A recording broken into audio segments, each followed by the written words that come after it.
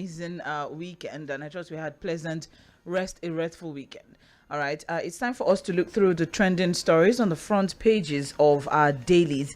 And of course, INEC is back in the news as we had a supplementary elections over the weekend, and it was, quite a ruckus, if you ask me. But then, so many other stories also trended alongside over the weekend, aside from the supplementary elections that were held in different parts of the country. Before we go into all of that, trending over the weekend, we have INEC lists 200 electoral offenders for prosecution, EFCC, ICPC probe 78. We also have here, of course, UNICEF laments government's inability to rescue 96 Chibok girls. And speaking of Chibok girls, sometime later this morning or tomorrow morning, we'll be having a guest joining us by 11:15 to talk about the anniversary of the Chibok girls abduction. All right, moving on trending stories over the weekend, we have Tinubu Shetima object to Obi's votes in Akwa Ibom, Anambra, Enugu, Imo. Vice President-elect faults Labour Party's claim on his qualification. All right, now looking into other stories, of course, as mentioned earlier, is the supplementary elections that took over the weekend. APC consolidates Senate majority with 2 more wins. 6 feared killed in Akwa Ibom as INEC cancels Ikono Ini Federal Constituency poll. Silva wins Bayelsa APC Guba primaries. Confusion as Labour Party holds factional primaries in Imo. Keep your $800 million subsidy palliatives, Nigerians tell Buhari. Well, I don't know how many Nigerians. I don't know. I don't know if you're part of the Nigerians who is saying no to 5,000. I don't know if it's daily or monthly. We've never been able to clear that, but that's still on the up for conversation. Uriwa calls for efficient policing and speedy prosecution to curb jungle justice. And we also have here 4 killed, houses razed, thugs disrupt polls in Rivers, Anambra, and others. 3 killed in Kano for disrupting polls. Soldiers shoot Kebbi ballot snatcher dead. All right. Aside from that, we also have trending as regards the supplementary elections. Nasiru Idris of the APC has won the rescheduled Kebbi State governorship election. And also over the weekend, we also got the information that Dino Milaye is now the Kogi State PDP gubernatorial candidate. Interesting days ahead. I don't know what to make of that particular story. But then Milaye will be facing candidates of APC, Ahmed Usman Dodo, in the governorship election that's scheduled to take place on November 11, 2023. We also have the main conversation over the weekend. It completely took over, Sunday conversations yesterday, is of course drama, suspense, and uproar as the wreck of Adamawa declares Binani as winner. We're going to be discussing that further this morning, of course. And another thing that we also would like to report from over the weekend stories is overvoting was the reason for cancellation of votes in polling units in Kebbi, as party agents were seen overcrowding the polling units. All right, we also have here party agents ask INEC officials to allow them access beavers before commencement of voting. Senator Achono emerges Labour Party governorship candidate in Imo State. House Majority Leader Al-Hassan Ado Doguwa wins Tunduwada Doguwa constituency seat of Kano State. Timipre Silva wins Bayelsa APC governorship candidate ticket. APC's Bomai Ibrahim wins Yobe South senatorial district. On other news, we also have Aminu Tambuwal also won his senatorial ticket in Sokoto State. Interesting days ahead, just as we mentioned. My name is Omobola Sandra. We'll be looking through the trending stories on the front pages of the dailies this morning. Those were the stories that trended over the weekend. And we have with us The Punch, The Guardian, The Nation, and of course, Vanguard newspaper. But before we move on, we'd like to welcome Fuhad Sahid into the conversation. He'll be joining in virtually as he gives analysis, in-depth analysis to the trending stories and the conversations this morning. Okay. Hello, good morning. Okay. Oh, that's still happening. All right, as we try to reconnect with Fuhad, we'll see what we have trending over the papers. I'll start with the Punch newspaper. I'm going to be very fast this morning because, so we don't dwell, or so we don't have to dwell on one particular story, because that is the major trending story this morning. Binani declaration, Adamawa wreck under fire, faces INEC panel today. Good morning, Fuad. Yeah, good morning, Sandra. How are you? I'm well, thank you very much. All right, so I just started, taking the trending stories from the Punch, and of course, major headline: Binani declaration, Adamawa wreck under fire, faces INEC panel today.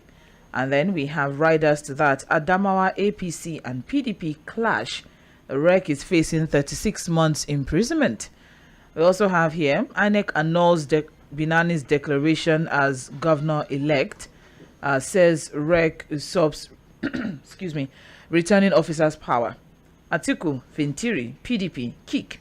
Adamawa APC hails Binani as supporters jubilate. So, just as the conversation started already yesterday evening on the political roundtable, of course, opposition parties and non-governmental organizations and the general public are taking a swipe at the Adamawa State Resident Electoral Commissioner Hudu Yunusa Ari for taking over the duties of the returning officer of the state.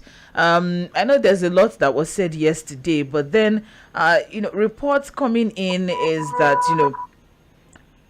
initially the results from the 10 councils as collated as at the time of the report showed that Fintiri was actually leading in different local governments in different parts of the state.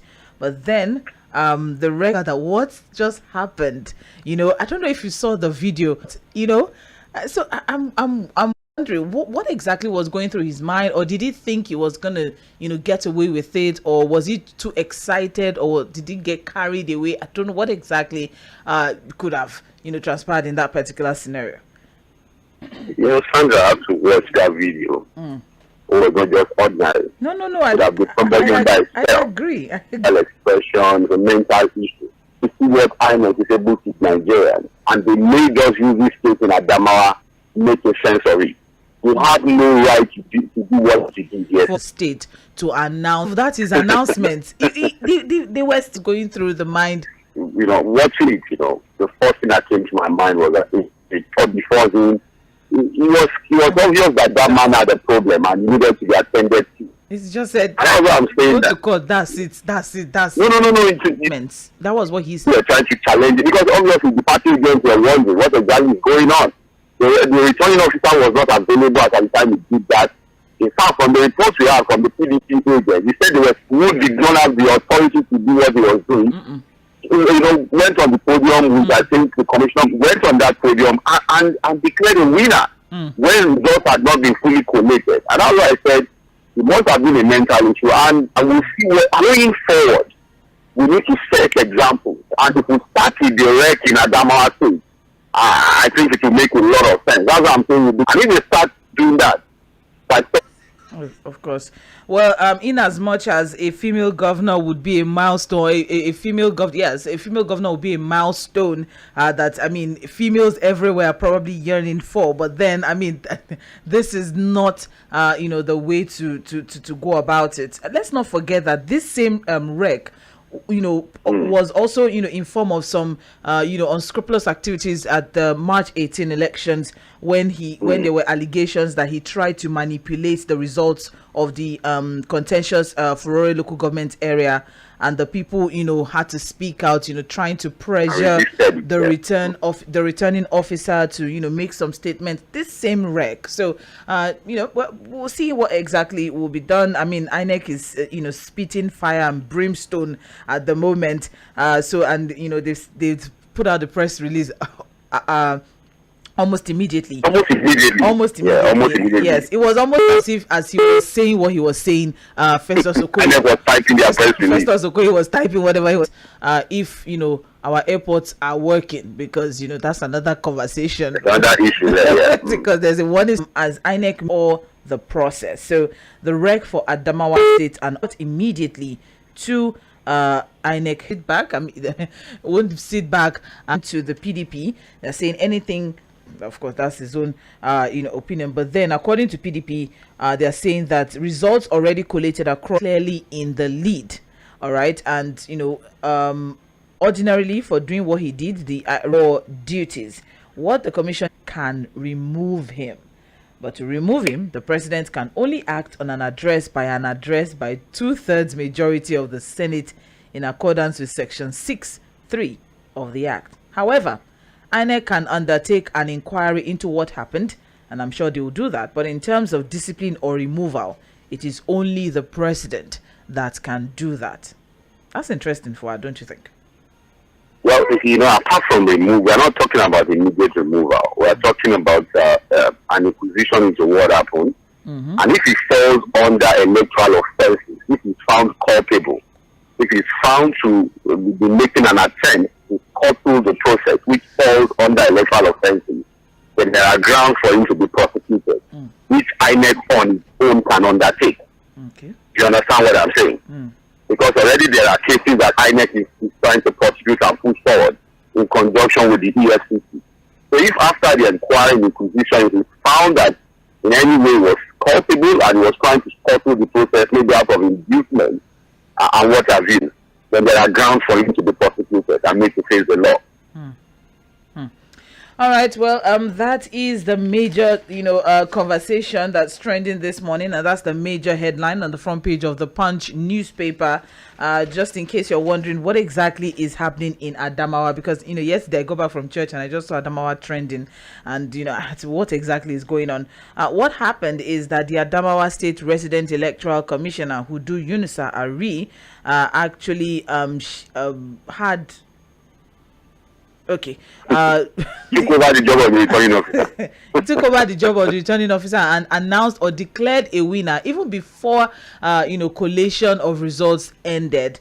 All right, and that was actually an interesting one because judging by results that have been uploaded so far on IREV, the opposing party, which happens to be the ruling party, current ruling party of the state, was actually leading by over 30,000 votes. So it's interesting how things could have turned out. Aside from the fact that he did what was not supposed to be his duty, he also jumped the gun by going ahead of collation. Well, more details on page 2 of the Punch newspaper. That's as regards Binani declaration.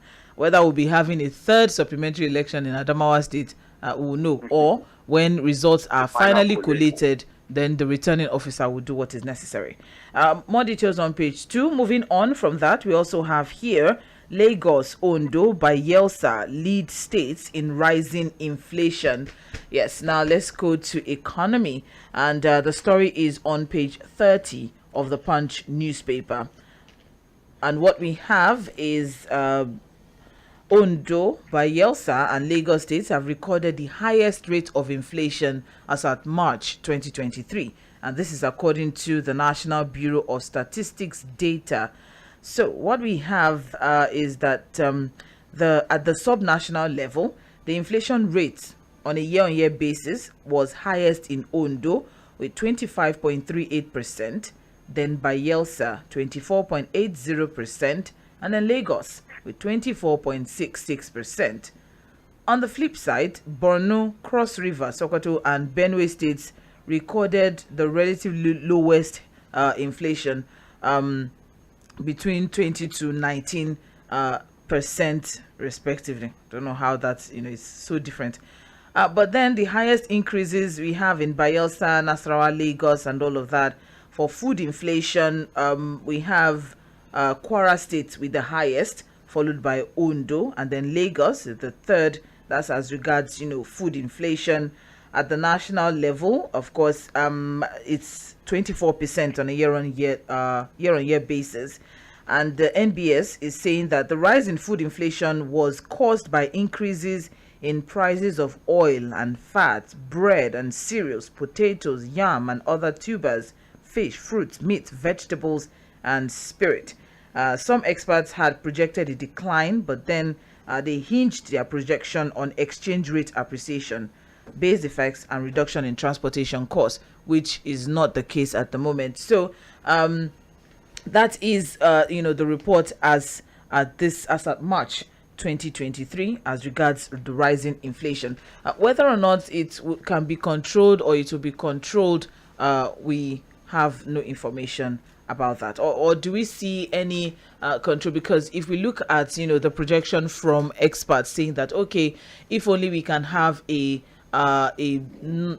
stable, okay, let me put it that way, a stable exchange rate, and we have transportation costs coming down. But then if we have a problem with purchase of fuel, and then we're also looking forward to the removal of fuel subsidy, do we see a decline in the inflation rates? But we're not going to see a decline. We're going to see a spike. It's going to go up again. The reality is that we need to look at our balance of trade until we fire up our industries and our manufacturing sector, fix our energy issues, clean up the mess in the oil sector for us to continue to be able to generate more revenue. I really don't see how we're going to be able to tackle inflation. Again, the NBS is doing a state-by-state analysis of the inflation rate. But generally, I think that I agree that the inflation rate in Nigeria is over 20%, about 21.9%. If we're going to be looking at all of the data that is available, that should trouble any government, should trouble any country. If it doesn't give inflation rate in itself, it's a problem, even if it's at 10%.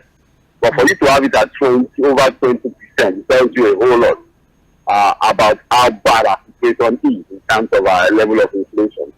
So until we do the needful, it's not going to happen by wishes, us hoping that this will drop. It has to be by hard work.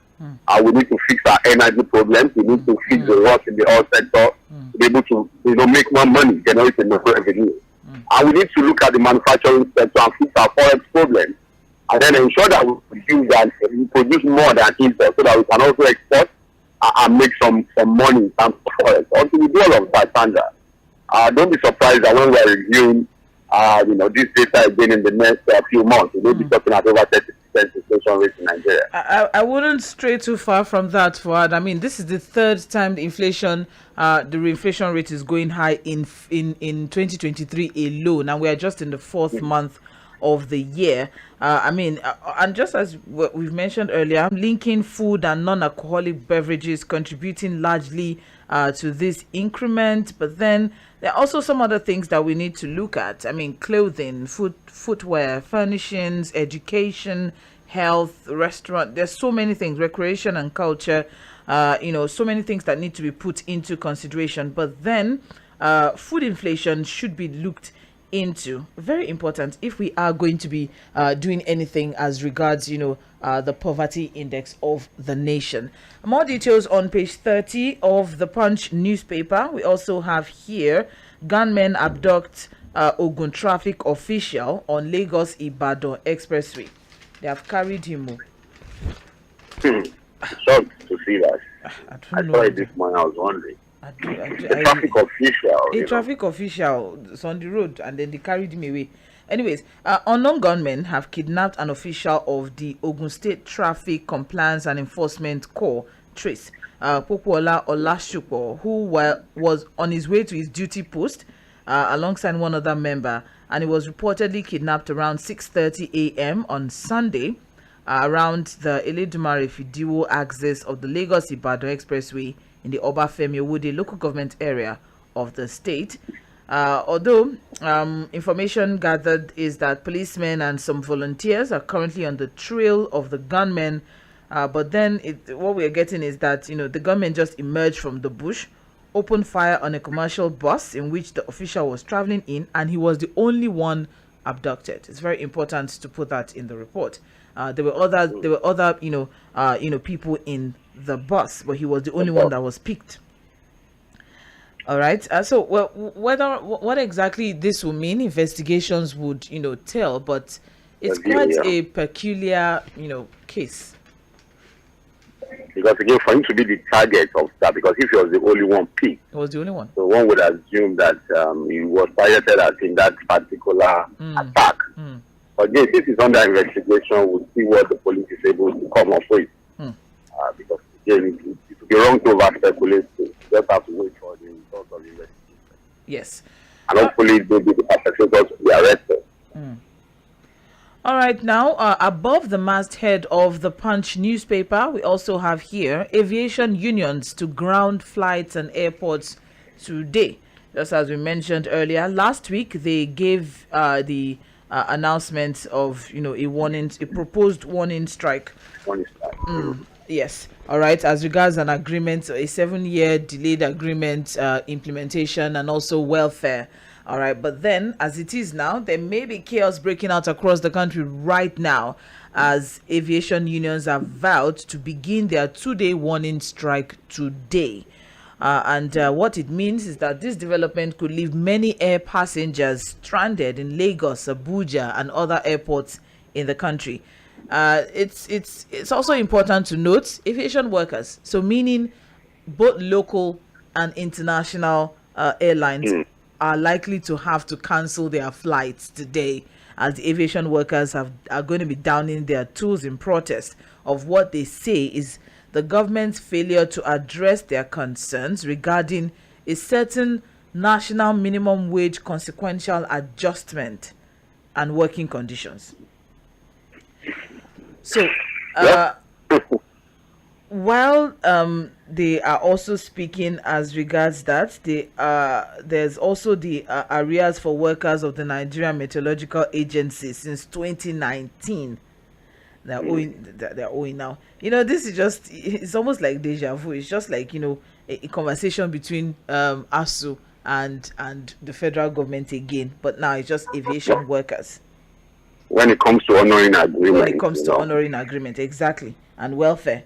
All right. So, wait to see whether we can have a different direction when it comes to government and labor relations, Because again, I'm sorry that with the current Minister of Labor, I don't think we'll be able to achieve anything meaningful. He has a mindset that probably put doubt in anybody's mind if the government will be ready to honor any meaningful agreement, especially on this last lap of their tenure. So again, one of the baggages that the incoming government would have to carry. And we are hoping that again will be an improvement in the way the government handles labor matters, especially when it comes to honoring agreements. You can't find agreements if people are not honoring. Agreement as simple as even the issue of the minimum wage and all of that. So much to talk about when it comes to the way our government treats workers, civil servants. Yes. We need to improve on that. Interestingly enough, Fuhad, your friend is in the news again. Just speaking of Minister of Aviation, Hadi Sirika. Remember that, there's the conversation over the demolition of some buildings. The structures, yeah. To build an Aerotropolis project. 3 months to the expiration of an administration. I'm wondering what exactly that will mean. If at all it will even take flight. If at all it will take flight. If you listen to the interview of the Minister of Works yesterday on TV, he was talking about even the repairs, the budget for the repairs of the Third Mainland Bridge. I think about 6 billion naira. And at some point he said that although whatever approval that they are able to make now does not mean he as a minister will be the one to handle the project. Someone else will be in charge. And so government is a continuum. So whatever this Sirika is doing now, no. will not be the ones. Why I'm bringing Hadi Sirika into this conversation now is that this move to demolish aviation agencies, will definitely is also part of the grievances that these aviation workers have. Because they raised an alarm saying that majority of the workers have no offices. They're actually squatting in FCT while their fully functional offices in Lagos remain unused. And these same offices are the ones that are to be pulled down. We've questioned Mr. Sirika's activities in this few days to the end of his tenure as Minister of Aviation. Because like we said in recent time, that look, I doubt if he's going to be the Minister of Aviation after President Muhammadu Buhari's office. I thought somebody would be at the helm of affairs in that ministry, and we are wondering why he's so desperate to implement a whole lot of things. There's this Ethiopia Airlines thing that is still in the wings. This other one about demolishing offices and rebuilding new things. I think the man needs to just calm down. He's done his best, quote and unquote, as Minister of Aviation. Okay. I think he should just allow some of these policies to remain the way they are. Now let's maintain status quo until a new government takes over, and then they can decide whether they want to go ahead or not, instead of disrupting activities at the aviation sector. He's probably one minister that has not really seen at least so much for that sector, the aviation industry, rather than the fact that he tried unsuccessfully to float a national carrier that has not happened, and that may not happen in the least office. I think we should just probably appeal to these guys to begin to think of handing over. I think this transition period should be them exchanging notes, doubling down, toning some of these things down, waiting for the new government to decide what they want to do with some of these policies. Well, spokesman or spokesperson for the Ministry of Labour, Olajide Oshundun, noted that discussions are ongoing between the Ministry of Labour and Employment and the Ministry of Aviation, with the aviation unions, to avert the 2 days intended strike. So whether or not there will be a go ahead, we'll get to know before noon. And as it is, they also added that the leadership of Labour and Employment and Aviation are in talks with the leadership of the Aviation Workers Union. So we also have aviation experts, that is, have also warned aggrieved unions to steer clear of airports and their environs in the fight for their rights, stressing that their actions might lead to flight delays and cancellation. And these actions, they noted, will slow down business activities and cause losses for business owners and other players in the value chain. Of course, as expected. That's the intention of this strike now. Exactly. But then, what we have here is that the Assistant Secretary General, that's Aviation Roundtable, Olumide Ohunayo, advised the unions to target areas that will not affect flights, stressing, however, that it might affect flight operations in Abuja, Lagos, and other important routes, saying the unions are free to go on their warning strike, but of late we have complained about their activities that disrupt other activities of airport users and passengers. So they should take their actions to areas that will not impede travel, so passengers don't have to suffer from the policy. But if the passengers don't suffer, how would they drive home? Maybe they should just shut down the canteen where people are eating, Abby. And that's all. To show at the airport, or maybe the eatery, so they know they are on strike. I think that person making that statement is just probably trying to be sarcastic. The reality is that strikes are supposed to achieve what he's trying to say, so that at least they can be taken seriously. That's the intent of the strike. I think it should be more about talking to the government to meet with these guys and find a way to resolve all of the issues than saying, when you strike, don't make it affect strike. So what's the essence of the strike then? All right. Well, let's move on from that. More details on page 29. We'll get to know very, very soon if at all, there is a strike action going on in the aviation sector. Moving on now, still on the front page of the Punch newspaper, Nigeria's 96 revenue used to service debt in 2022. And that is coming from World Bank.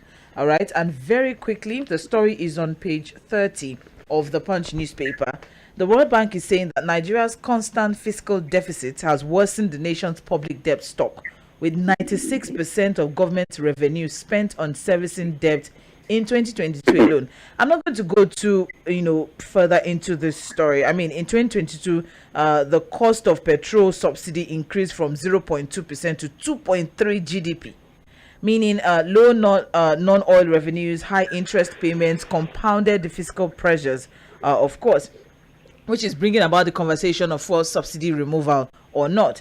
But then, Fuhad, I have just one basic question to ask so we can move on from this, story. Do you think that Nigeria doesn't have a revenue problem? We have a spending problem. We have both. It's a two-way problem. The first is we are not making enough money. We have all the potential. Hold on. Yes. We are making money. right? We are not making enough. Are we making money? We are making money, but we are not making enough. We are making money. That's one. Two, do we have what it takes to make more money? A lot. We have more than enough money. So I will ask my question again. Is it a revenue problem that we have, or a spending problem? Because I'm going to go with hold on. I'm going to go with what you're saying. We are making money. We are not making enough, but we have potentials to make more. But we are making that money. Sure. Okay. Now, do we have a revenue problem or a spending problem? Going by your answer.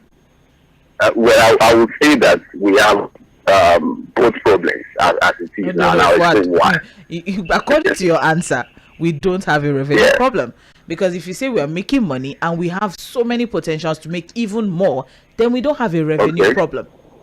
Well, again, it depends on how you're trying to understand what I'm trying to say. But I agree also that we have a spending problem. We talked about the cost of governance. We talked about leakages, which is corruption, and the system, which affects our spending issues. And so what we make as our priority, where do we put this money? There's a lot going on in terms of leakages and corruption in the system. And then what we consider as our priority. So if we spend properly, we'll be able to account for the little that we are making. I agree. For example, how do we even deploy money on subsidies? Because again, there's no proper account on any consumption of fuel. The books on subsidy are so untidy, fraught with a lot of corruption. So which also goes into where we put our money. So again, I agree that we need to look at where we put money and see how to tidy up some of these things. So it's a two-way problem, and we need to just tackle it holistically. We're going to make a headway. Well, very unfortunate as it is now, Nigeria seems to be in a more fragile position than before the late global oil price boom. Growth and poverty reduction have further been affected by the cash scarcity, as regards the Naira redesign. So the economy was projected to grow by an average of 2.9%. Only, as it is now, there seems to be no headway for the fiscal solution, or the fiscal outlook, or fiscal position of the country. More details on page 30. That's all we have from the Punch newspaper. I have to rush through now. You're listening to Trends in the Papers on 98.3 Mainland FM, the sound of Lagos. We're looking to the major trending story across all the papers this morning. We're just through with the Punch newspaper. Always happens to have, always seems to have, a lot of stories to discuss. Let's move on now to the Guardian newspaper. And the major headline there: near bankrupt states, unavailable projects await 18 new governors. That's an interesting headline. Is it supposed to scare them, or is it supposed to prepare them? Sorry, I didn't get that. Near bankrupt states, unviable projects await 18 new governors. It's to prepare their mind now. It's to prepare them. To get them ready. Or to shake them and say, guy, do you know what you're getting? No. It's to get them ready. You know what they're going to be dealing with. It's not to scare them. It's the reality of most of the states in Nigeria. Most of the states almost have been run aground by most of these governors. There's a lot of debt hanging on their head. There are a lot of projects, what we call white elephant projects, all abandoned or uncompleted, that these governors will have to inherit. And unfortunately, the revenue profile of these states are also very bad. They are not able to make enough money. And they are also owing. So don't be surprised that the situation of Nigeria is also going to trickle down to most of the states. So the little revenue they may be using it to service debt that these governors are incurred.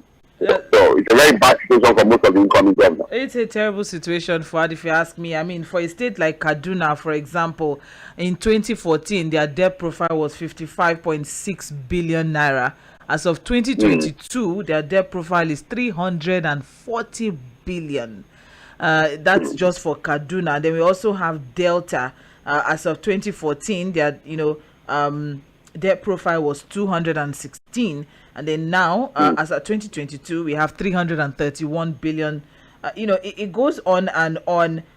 just like that, everything here is super high. And well, just as you said, Very well. whether it's to prepare them or not to prepare them or to scare, well, whatever it is, I'm sure they know the shoes that they're going in to fill. More details on page 6 of the Guardian newspaper. Near bankrupt states, unviable projects await Some are not near. Some of them are bankrupt. That's why they are owing salaries. They can't pay their workers. You have well, near bankrupt is to play safe. That the editors are trying to play safe, but the reality is that those things are bankrupt in reality. Okay. Let's move from that. The story is on page 6. The story is on page 6 of the Guardian newspaper. We also have here aviation workers begin warning strike today over COS and welfare. That's on page 7. Drama as INEC disowns REC, voids Binani's declaration. That's on page 6. We also have freedom of expression with a thin line between hate speech, sedition, and treason. Let's see what the thin line is before we move on now. Okay, this is an analysis actually. So it's more something like an editorial of some sort. You can get the details on page 4.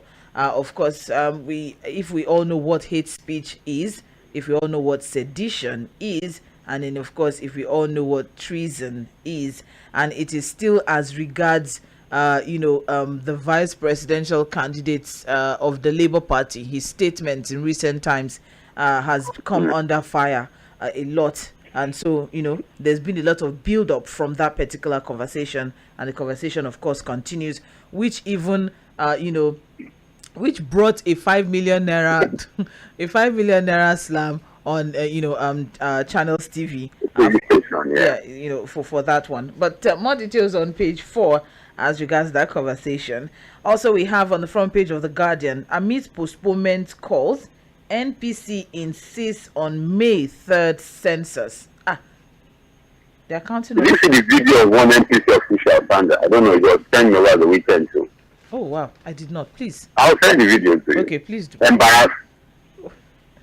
Did you see it, Sage? Oh. What's the video about? Sorry?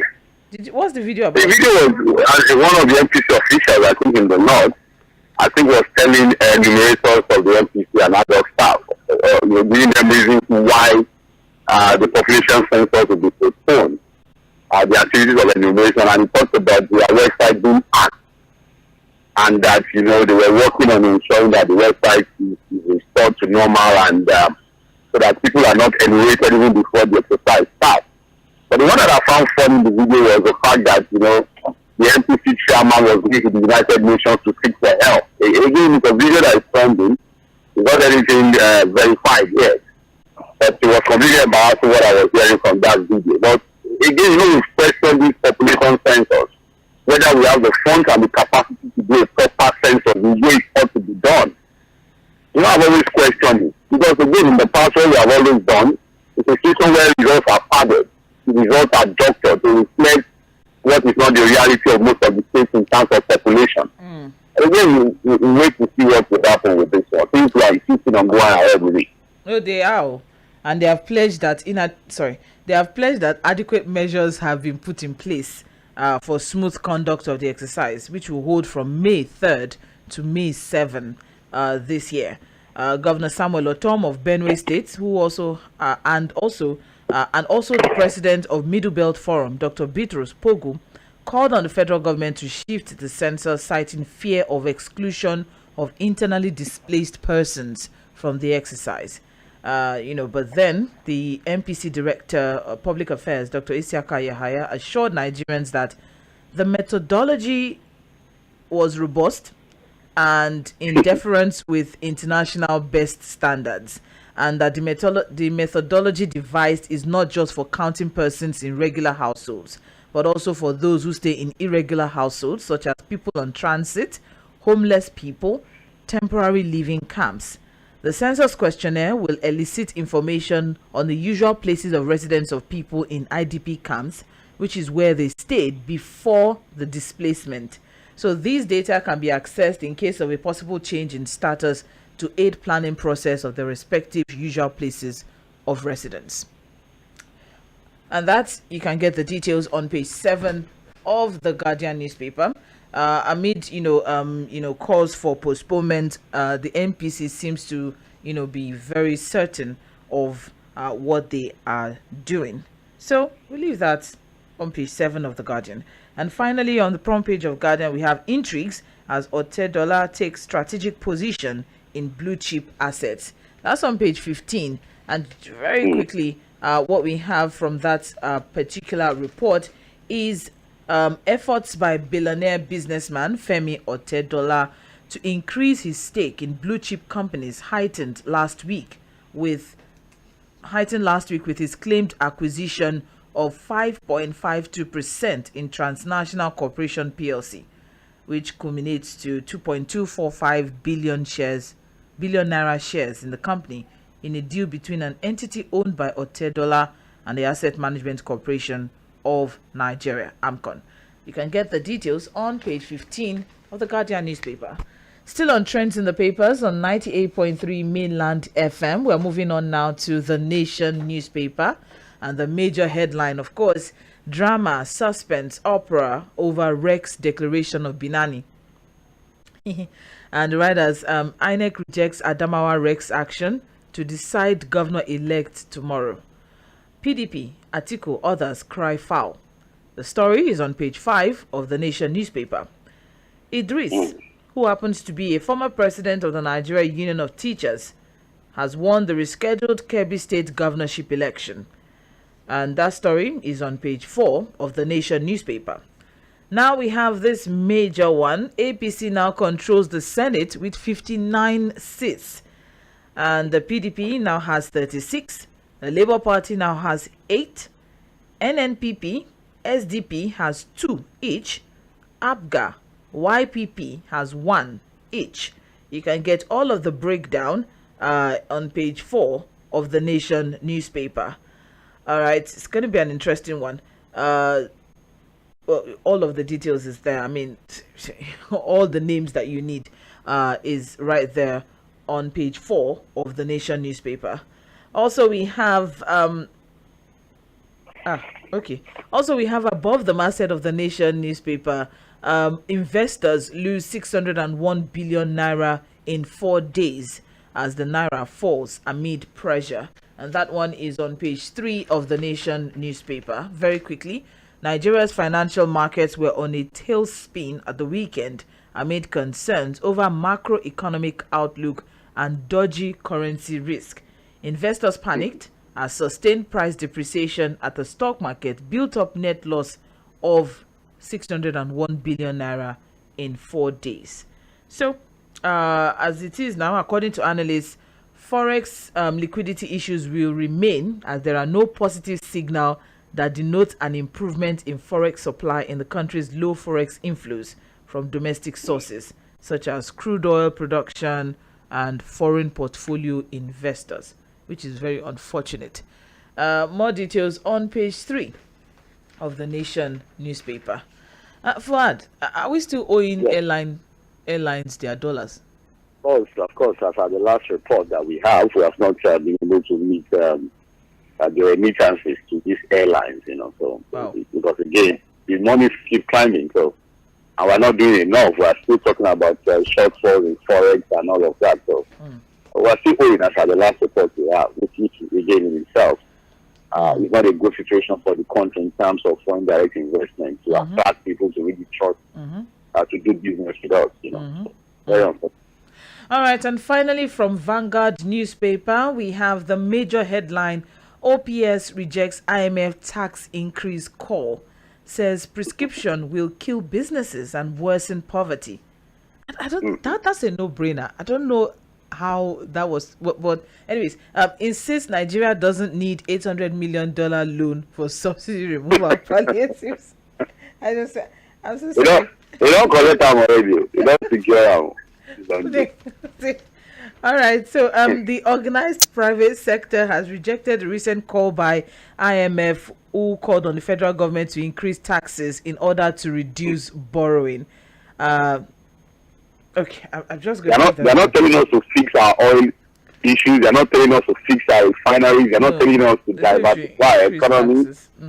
I've thought just in 30 seconds, Sandra. I keep saying that any country that wants to really develop, I'm going to look at the stories of countries like Singapore, Malaysia, Taiwan, even the UAE. We need to look inward. If you continue to rely on guidelines and dictate from the IMF and World Bank, I keep saying it, these are imperialist structures deliberately created to impoverish developing countries to the advantage of the developed countries. If we continue to listen to them, these are the people that will give us loans and continue to give us all manner of guidelines that will continue to impoverish us as a nation. We don't need some of these things. We've run out. And that's why it's good that okay, all right, it's fine. Yeah, I completely understand. I think we all understand where you're coming from. It just makes total sense. I mean, increasing tax in order to reduce borrowing, it spells nothing but disaster for an economy that is already struggling to stay afloat. So I think we all agree with that particular one. More details on page 5. And there's another story still on fuel subsidy and IMF reluctancy to interfere with Nigeria's decision on page 15. And that's all we have for this morning on trends in the papers. Interesting stories across the papers this morning. So stay tuned for Mainland Focus, where you get to be a part of the conversation. This is Mainland 98.3 FM. We'll be right back.